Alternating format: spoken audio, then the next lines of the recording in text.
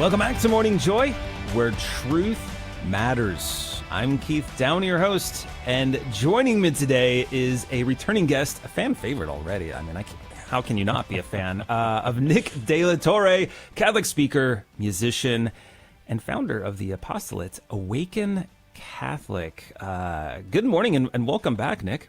Good morning, Keith. I just want to know what your sample size was for that group where you're referencing that I'm a fan. Like, how many people are we talking? Like one person? It was a focus group of 3 individuals. I'm kidding. No, there's more. There's actually a lot of people who loved your first guest segment with us. And if you wanted to check it out and listen, for those that are listening out there, make sure. I think it was last week. I think it was the week before. I don't know if producer Tim will know the answer, but it was about a year ago at this point. A year ago. It's been that long. It feels like it's yesterday. So real quick, Nick. What's the origin story of Awaken? Like, why Awaken, and what problem are you trying to solve in the church with it? Sure. I don't generally get asked the question with the specific framing that you just did, so I love it. I think for me, the notion of, like, we have this idea of being woke nowadays, where it's like, have you woken up to the problems in society? Have you woken up to, and I think we do have this good desire to awaken to what we were sleeping previously. For me, I had been, for a lot of my life, a huge portion of my life since childhood, sleeping, spiritually sleeping. And I was brought up a cradle Catholic.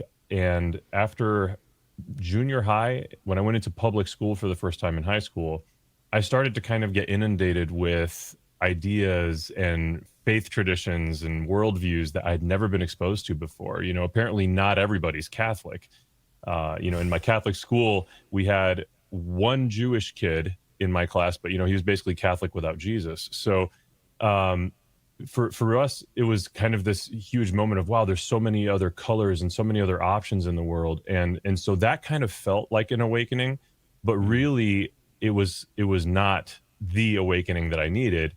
And I had been receiving all of the sacraments of initiation throughout my life. And when we receive the sacraments, we receive sanctifying grace and actual grace. And the sanctifying grace you are receiving no matter what. You might be walking up in the communion line thinking about the football game you're going to be watching later, and how many things you need to pick up at the grocery store before your friends get there. But you're still receiving the sanctifying grace. So this is the grace that is 100% the work of God, the outpouring of God in the sacrament. And I had been receiving that my whole life, as opposed to the actual grace, which it's not like actual versus not actual. It's in the sense of like active. It's the grace that you're aware of, that you're conscious of, that you're experiential of. And so I had not been receiving that most of my life. Because I just was not there. I remember receiving the sacrament of confirmation, and basically I was thinking about what are the gifts I'm going to receive at the reception, right? So I was spiritually, sacramentally asleep, but all of this sanctifying grace had been getting stored up in a vault, in a sense, in my soul. And it was later, halfway through college, when I had this huge conversion experience, that I truly awakened. And all of the graces that I've been receiving my whole life that were getting stored up in that vault exploded. And it's just radical things happened in my life. Incredible healing happened in my life that I didn't know was possible.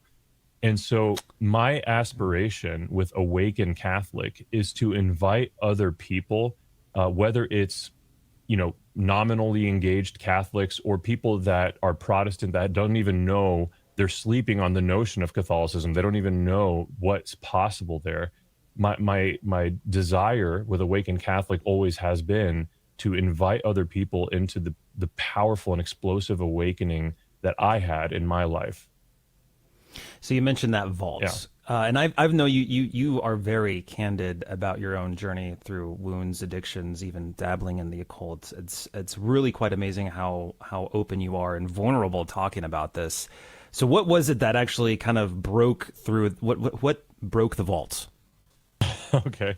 Well, my desire for I would say it's two things. One, my desire for objective truth, because a world that didn't have spiritual objective truth to me was meaningless. Uh, Kind of the worst iteration of me and my kind of outlook on life was when I was basically a materialist, because I had ruled out Christianity and faith in general, because all I saw everywhere I went was subjective truth.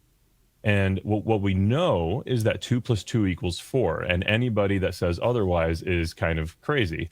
What we know is if we hold a ruler up to a table, we can all look at the ruler and see, yes, it is that number of inches high. So these are things that we know are true. But then when we look at the Christian faith, or faith generally, Hinduism, like Judaism, Muslim, whatever, Islam, we see just so many different people looking at things like the Bible, specifically in the Christian community with Protestantism and non-denominationalism and all these things. We look at the Bible like looking at the ruler, but we're all seeing different numbers on the ruler. And so it's like we can't say that the desk has an objective height.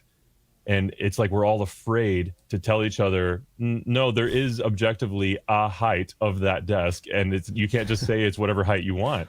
And so when I didn't think that there was anything like that objectivity in faith, I essentially was becoming a materialist. And so when I discovered or rediscovered, because I don't know if anyone told me when I was a kid and I was just kind of distracted or whatever, or they just didn't tell me. But when I learned about apostolic succession and how it wasn't until the Protestant Reformation that we really saw a splintering of Christian theology obviously we have the Great Schism with the Orthodox Church in the East, but by and large, the biggest differences between Christians are found in the Protestant Reformation and the splintering that's happened since then.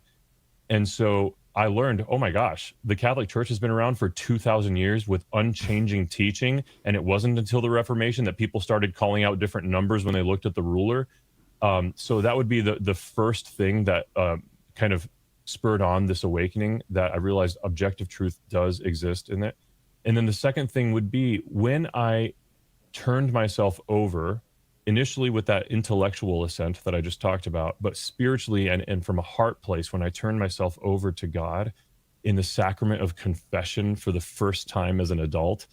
And I just laid out years of grossness and years of just muck. And I totally humbled myself to our blessed Lord, and his priest operating in persona Christi, in the person of Christ for me in that sacrament.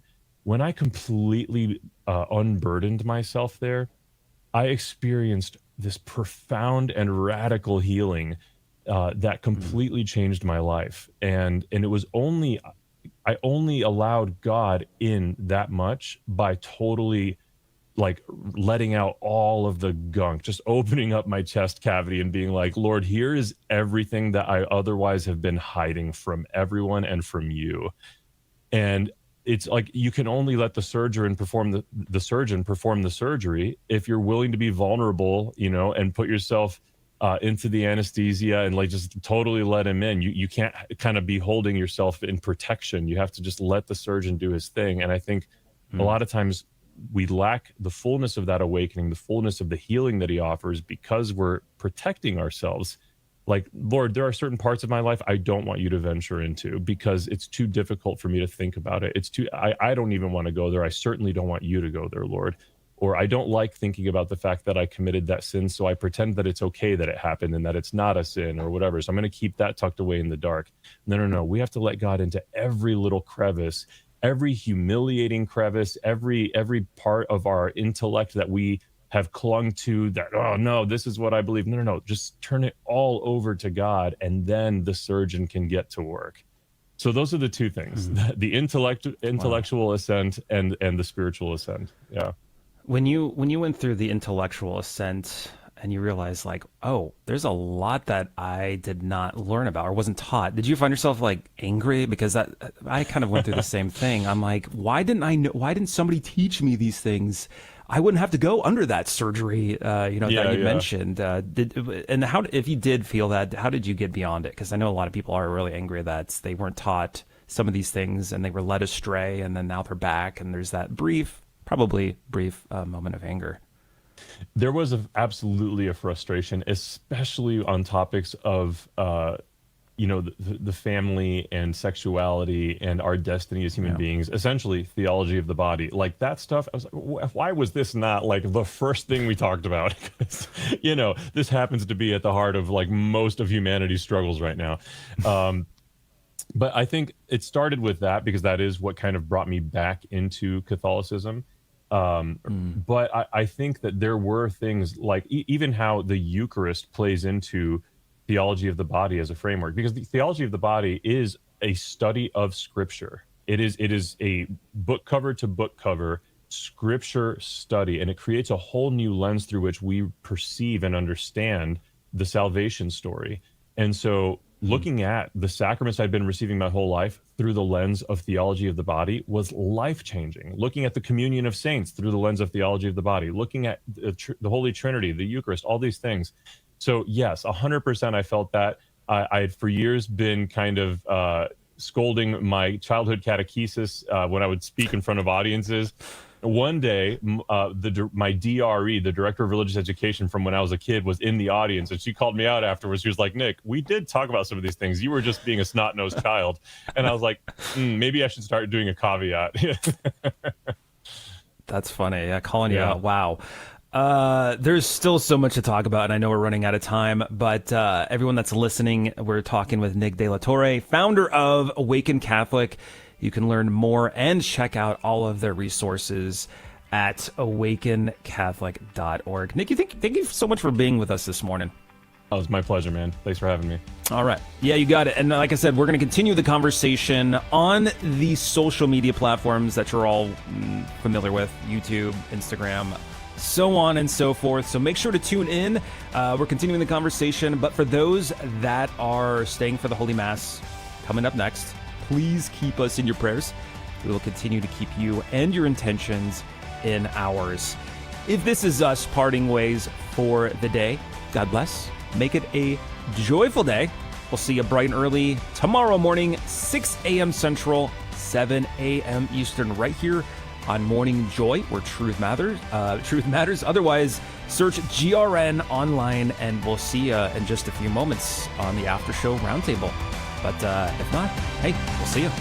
This has been Morning Joy, where truth matters, hosted by Keith Downey. Take some joy with you today. Visit grnonline.com/joy to listen again, share a segment, or answer the question of the day.